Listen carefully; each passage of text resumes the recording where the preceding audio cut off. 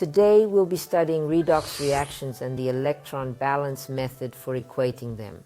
This topic is essential in understanding chemical reactions.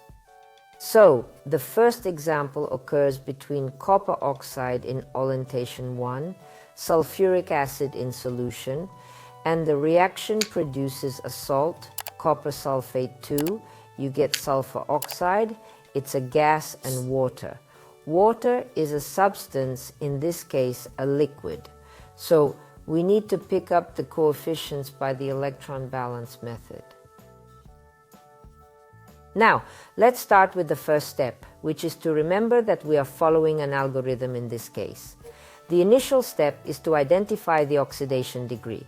To do this, we refer to the periodic table and observe that oxygen carries a charge of -2, while copper carries a charge of +1, according to the rule of the cross. In the compound H2SO4, oxygen has a charge of -2, hydrogen has a charge of +1, and with the help of a balanced equation, we find sulfur has a charge of +6.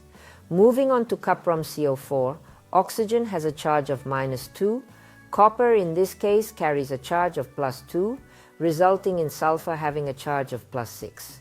This is when we should acknowledge that if the acid residue remains unchanged, the oxidation degree charges will stay the same. In CO2, oxygen carries a charge of -2, which means sulfur carries a charge of +4. Lastly, in H2O, oxygen again has a charge of -2, and through the rule of the cross, hydrogen carries a charge of +1. The next step involves determining which elements have exchanged charges. That would be copper. Underline and sulfur undergo a change in oxidation state to +4. The next step involves creating two half reactions. The first half reaction is the transformation of copper from +1 to +2. Since the copper on the left side has a coefficient of 2, we will also assign a coefficient of 2 to the copper on the right side. Therefore, from +1 to +2, copper needs to release 1 electron. However, with a coefficient of 2, it will release 2 electrons. Traditionally, we represent the release of electrons on the right side, indicating that in this case, the oxidation state is +2. The shift in sign will occur in reverse if the reaction is reversed. Additionally, let's consider the next element, sulfur, which changes from +6 into sulfur +4. Sulfur will thus accept 2 electrons in order for this transition to be possible.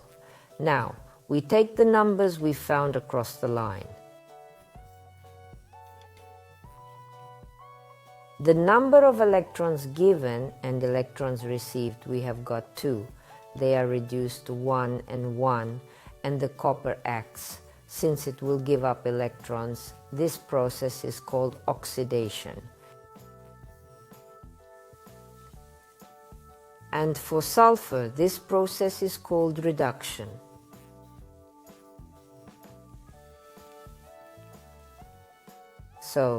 And copper in this case is called a reducing agent. Abbreviated, we write it this way: sulfur will be an oxidizer. We write it down like this. We put the numbers we found as the prime factors. 1 will go in front of copper. And let's put, although usually the unit is not put, but to make it clear where it will be this coefficient, well, before sulfur the smallest will go here. Looking for the auxiliary. Medi on the left side is 2, on the right side is 1. We put a factor of 2 in front of the CO4 cube. Now count the sulfur. There's 1 sulfur here on the left side and 3 on the right side. We put the quotient in front of the formula for sulfuric acid. 3. Then hydrogen on the left side is 6, on the right side is 2. We'll put 3, oxygen. Oxygen here is 1 plus 12, 13. On the right side, that would be 8 plus 2 plus 3. So that's 13. The equation is equated. Next example, zinc reacts with sodium nitrate. In the presence of sodium hydroxide, sodium zincate, ammonia, and water are obtained. Put the degree of oxidation. Simple substances. Charge 0 in sodium inside oxygen -2, sodium +1, and nitrogen will be counted through the equation get +5, the zero-sum method. In sodium, oxygen -2, sodium +1, hydrogen +1. In sodium 2 zinc O2, oxygen -2, sodium +1, and zinc will be +2. In ammonia, nitrogen is -3, hydrogen +1. In AgO, oxygen is -2, hydrogen +1. Changes the oxidation state of zinc, and nitrogen changes its oxidation state. So we make up the first half reaction. Zinc goes from 0 charge to zinc 2+.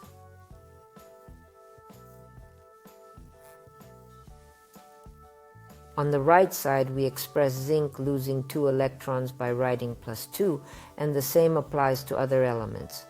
Next, nitrogen from +5 goes to nitrogen with a charge of -3. The degree of oxidation decreases, so it will accept 8 electrons. So we take the number we found to be 2, 8, change it crosswise to 8, 2. And as we can see, these multipliers are reduced, so it's 4 and 1. Zinc is a giving element, undergoing oxidation, which involves a process. And he's going to be the reducing agent. So nitrogen will be a reduction process.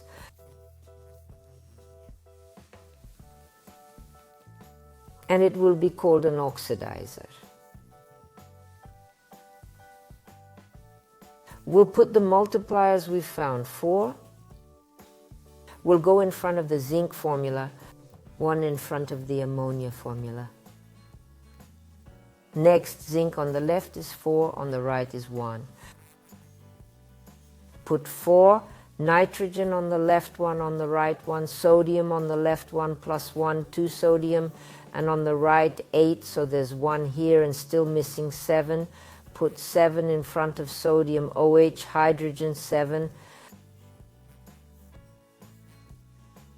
There's 3 and there's 2, 5.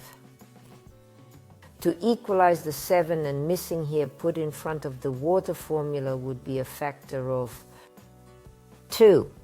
To ensure oxygen balance, we perform an evaluation. The sum of 3 and 7 equals 10, while 8 plus 2 also equals 10. All equations are equalized.